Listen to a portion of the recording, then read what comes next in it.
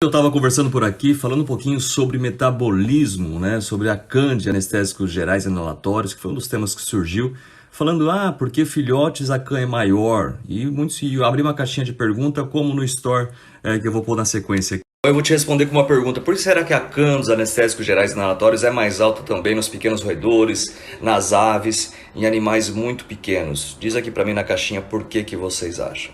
E essa caixinha ali gerou uma série de respostas, como eu já coloquei aqui também, falando sobre o metabolismo dos pacientes, porque os filhotes têm metabolismo mais acelerado, têm metabolismo maior, porque os pequenos animais e roedores também têm maior metabolismo. Mas o que é isso? Como que isso é calculado, o metabolismo maior ou menor?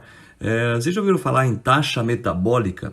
Pois é, isso existe esse cálculo sim para ser feito, a taxa metabólica basal, qual que é a taxa metabólica desse paciente, taxa metabólica específica também, assim como citada nesse artigo que eu vou colocar na sequência. Olha só que legal, esse daqui é o capítulo de um livro que o professor Pachali, lá do Paraná, escreveu, de 2006, colocando e falando sobre a terapêutica por extrapolação alométrica. O professor Pachali, para quem não conhece, trabalha muito com animais silvestres e tem que ser utilizado essa extrapolação alométrica daqueles animais da espécie que a gente conhece para as espécies onde a gente não conhece a ação daquele tipo de fármaco específico. Existe sim forma de se fazer isso e a gente trabalha dentro da mesma espécie, quando a gente tem uma variação muito grande, inclusive pela idade, a gente consegue também calcular essa taxa metabólica que é utilizada aqui na extrapolação alométrica para esses pacientes. Isso é muito interessante, a gente prestar atenção nisso e saber que existem formas para se fazer isso, como eu vou colocar na sequência. A taxa metabólica basal, não metabólica, taxa metabólica basal